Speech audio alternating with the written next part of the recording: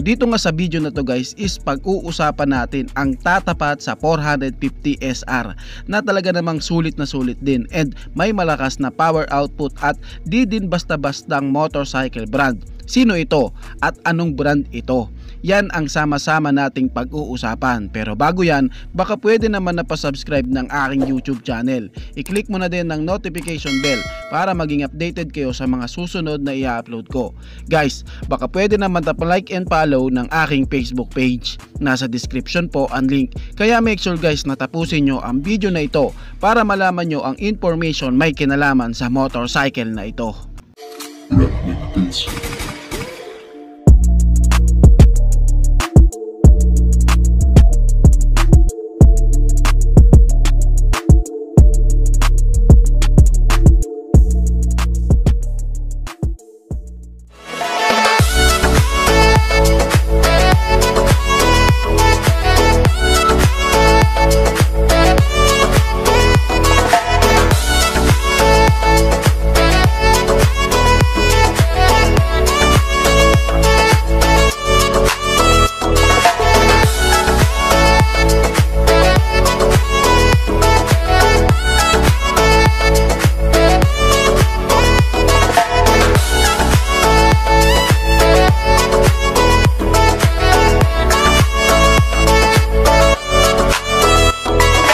Ang tinutukoy ko nga guys is walang iba kundi si QJ Motor GS 550cc. Well, ito nga guys ang isa sa sulit na sports bike kasi guys, nagmula din ito sa isang Chinese motorcycle brand na kalidad sa paggagawa ng mga motor. Sa katunayan, isa si QJ Motor na nakikipag-compete din sa Moto3 World Championship and meron din silang mga collaboration sa mga malalaking brand ng motorcycle katulad nila KTM, MB Agusta na talagang may magagandang production na bike. And alam nyo ba na itong si QJ Motor GS 550cc is nagmula sa collaboration ng MB Agusta and QJ Motor, kaya tignan nyo kung gaano kaganda ang resulta nito.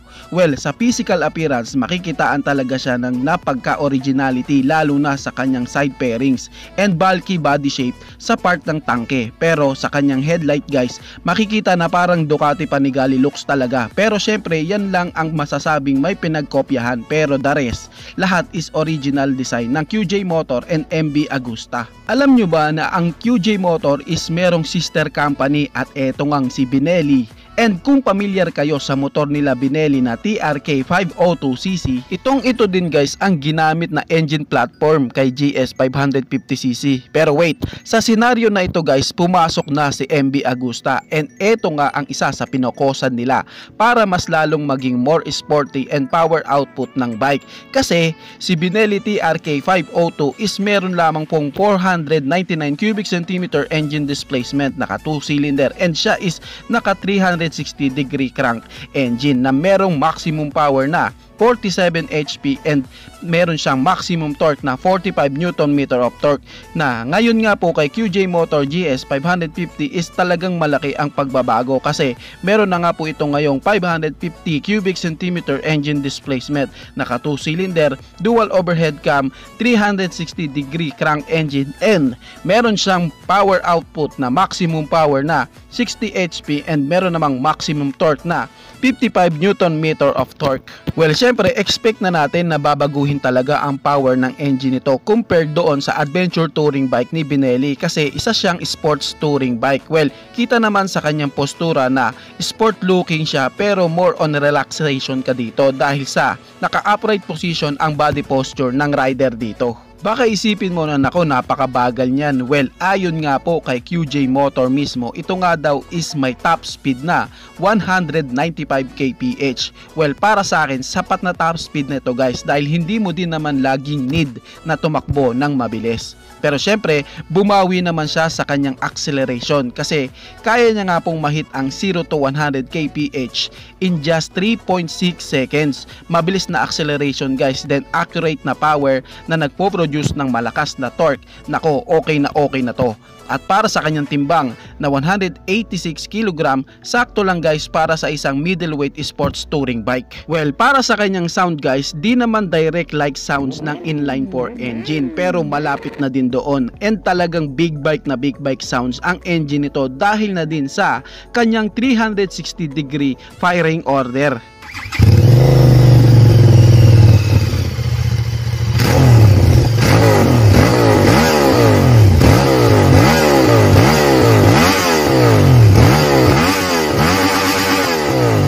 Sulit na suspension guys, meron siyang 41mm KYB inverted fork and adjustable monoshock na merong magandang play, and sulit na braking system na merong dual disc sa harapan and single disc sa likuran, and equipped ng dual channel Bosch ABS.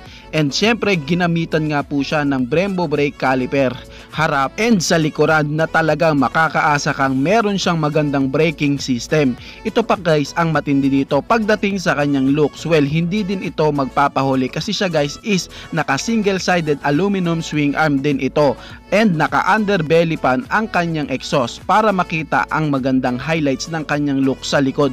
Pagdating naman sa sukat ng kanyang mga gulong, sa unahan nga guys ito ay may sukat na 120/70/17 and 160/70/70 naman sa likuran. Naka full TFT display panel gauge na din siya guys na pwede mo nang i-connect ang smartphone mo dito gamit ang Bluetooth, and meron na din siyang built-in na USB charger, and syempre lahat ng kanyang ilaw is naka LED na po lahat.